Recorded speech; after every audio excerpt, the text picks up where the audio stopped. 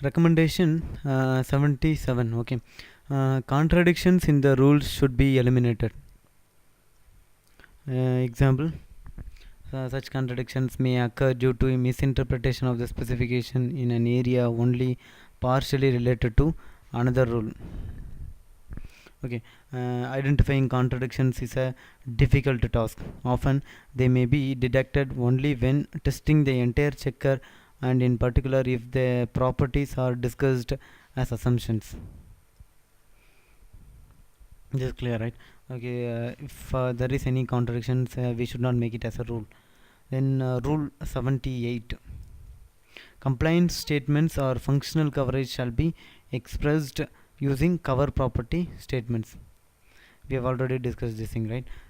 So the some things are related to compliance testing, right? So that thing and the functional coverage related things should be integrated with the cover property, right?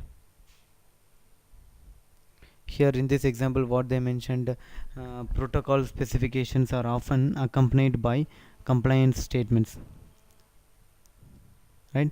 Protocol specifications are often accompanied by compliance statements that state what sequences of transactions or operations must be supported by the design to be compliant. This clear, right? And these compliance statements can be expressed using core property statements. Getting?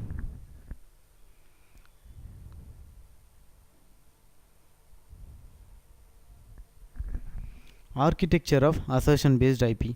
So we have seen how to make the assertion based verification IP, right? Now we are going to discuss about architecture of assertion based verification IP and the rules and the recommendations governing these things. Okay, when architecting assertion based verification IP, one must consider various issues. What is that? Packaging and configuration, protocol layers, reuse of common definitions, assume versus assert, coverage points, control mechanisms, failure reporting. So these are all the issues will come when you architect assertion based IP. Okay, so in order to overcome all these things they have mentioned some guidelines, right?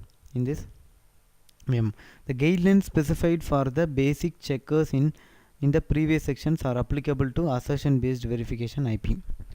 So far we have seen so many guidelines, right? That and all applicable to here also while we do the architecture of assertion based verification IP.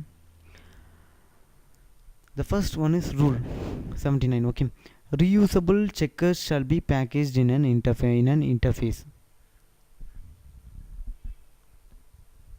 So we know that some checkers will be used across many designs. Okay, so we have to package those things in an interface. Reusable IP checkers shall be bound or instantiated in a design or on its boundary interfaces. The encapsulation in an interface provides the necessary capabilities and implementation flexibility for the internal structure of the IP.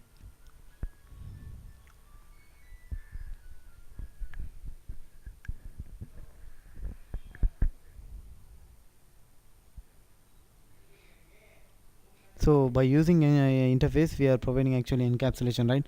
So if you are doing so, then automatically it will increase the flexibility for the internal structure of the IP. And then for use with VHDL test benches and models, there shall be an equivalent component declarations. Okay, for use with VHDL test benches and models, there shall be an equivalent component.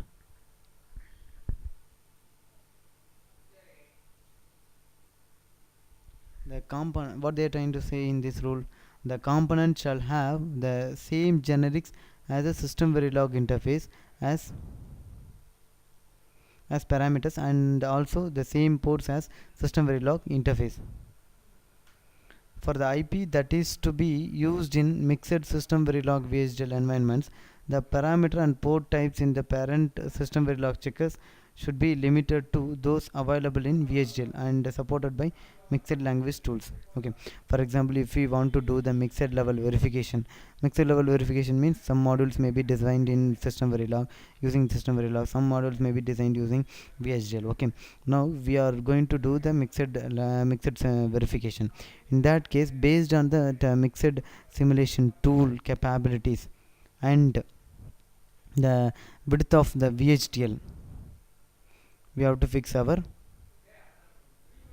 width of the System Verilog checkers.